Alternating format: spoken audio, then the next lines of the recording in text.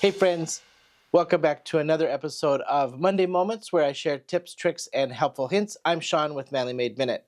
So today I have an idea on how we can stretch our supplies and have endless possibilities.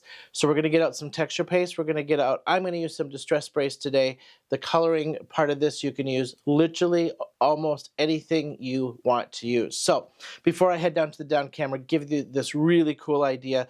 Don't forget to hit that like and subscribe button. Would love to have you follow me on YouTube and Instagram under Manly Made Minute on both accounts. So let's head down to my camera, take a look at this really cool idea of how much possibilities you have with this. So here's what I've gotten out. I have my card base. I just did my favorite size, so this is 3 7/8 by 5 1/8, and for my card front. Then I have a mandala stencil. You can use any stencil for this. You don't even need a stencil for this. It's just endless, and I'll show you a couple ideas here once we are done. But I'm just going to use a stencil for today's demonstration purposes. So what you're going to do, I'm going to use Distress Texture Paste Opaque for the example. There's translucent, there's sparkle, there's snow. It works with any of your mixed media mediums or texture mediums. All right, I'm going to take just a little bit. I need 2 dollops for this because I'm going to use 2 different colors to do this with today, because I'm going to use this for a different card actually, so I'm just kind of prepping something else. All right, then I'm using Distress Spray Stains. I'm going to use Salty Ocean and Twisted Citron for this. You can use spray stains. You can use Perfect Pearls. You can use watercolor. Any coloring agent that you can mix, you can use with this. So I'm just going to take my Salty Ocean over here, a little bit of my Twisted Citron over here, and all you're going to do is you're going to mix this like buttercream frosting. I like to do it right on my glass mat just because I find it fun. You could put it in a bowl. You could mix it on a scratch piece of paper. Whatever you want to do.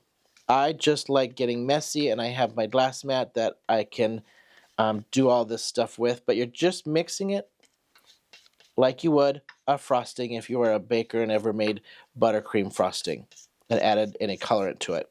All right, that's all you're going to do. Now I'm going to take my paper. Doesn't matter how you lay this on. I'm just going to throw this on. All right, I'm going to turn this so I can get my angles better at it. And pick up your paste if you're doing this through a stencil, and just start putting this on. Like so. No particular, for this one I'm just throwing it on.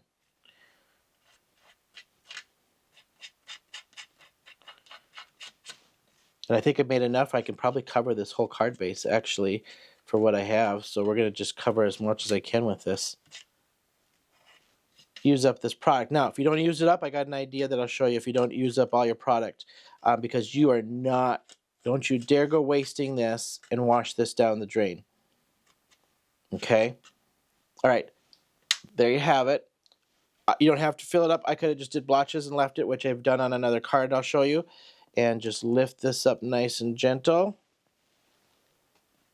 And now you have an amazing textured card base. You could do this on white. You could do this on colored paper. You could throw Distress or ink blend behind this and throw this, throw this on whatever you want. Again, endless. I'm going to set this aside to dry. Let me show you a couple examples. Here's one where I did 2 colors and I just throw it on splotches and left spaces and didn't care how neat it was, right? Then I've done this on a card for a card hop.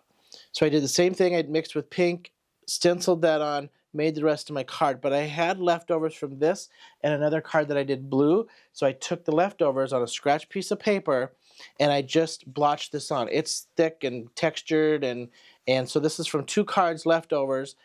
I have a great base here. I could throw something on. A nice floral on top of that would look really cool. Pop something up on dimensionals over top of this, cut this down to size, and you got yourself another card base. Or just throw sentiment on this and call it a day. So again, endless possibilities. I hope this helped you come up with another idea that you can stretch your supplies as much as you feasibly can.